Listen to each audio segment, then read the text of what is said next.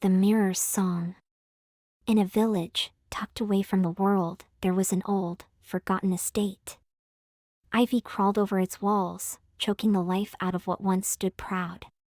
But it wasn't the crumbling bricks or the broken windows that made the villagers steer clear. It was what lay inside, something ancient, something that watched. The estate belonged to Evelyn, a young woman with a tragic past. She was beautiful once, with a voice that could bring tears to anyone who heard it.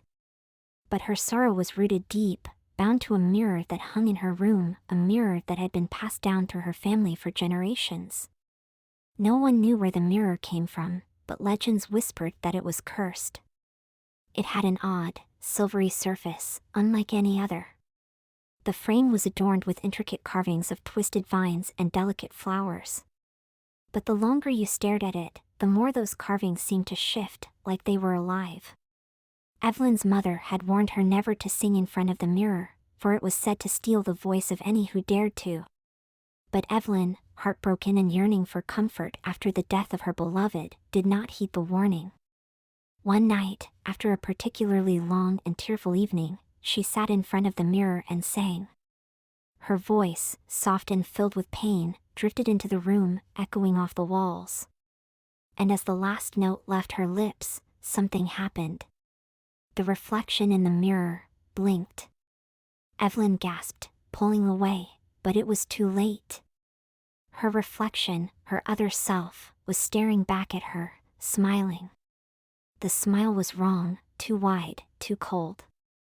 And then, her reflection began to sing. But the voice wasn't hers anymore. It was twisted, a distorted version of the melody she had just sung. Terrified, Evelyn tried to leave the room, but her feet wouldn't move. The song grew louder, more insistent, as if the mirror itself was calling to her, pulling her in. She couldn't help it. Slowly, as if under a spell, Evelyn approached the glass. Her hand reached out, trembling, and touched the surface. It was cold, colder than anything she had ever felt. In an instant, the room spun around her, and Evelyn was gone. The next morning, the villagers noticed something odd. From the broken windows of the estate, they heard music, faint, sorrowful, and echoing across the field. It was Evelyn's voice, but it sounded wrong. Distorted, like it came from the depths of a well. No one dared to enter the estate to investigate, but the music never stopped. Every night, as the sun dipped below the horizon, the haunting song would begin again, luring anyone who listened too closely. One night, a curious villager couldn't resist. He stepped inside the estate, following the eerie melody of the grand staircase and into Evelyn's room. There, in the corner, the mirror stood tall, its surface rippling like water. He took a step closer, captivated by the reflection within.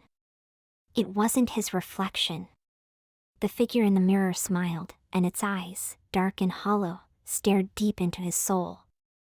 The song grew louder, and the villager, entranced, reached out his hand just as Evelyn had done. No one saw him again. If you ever find yourself near the forgotten estate and hear that eerie, haunting melody, don't stop. Don't listen.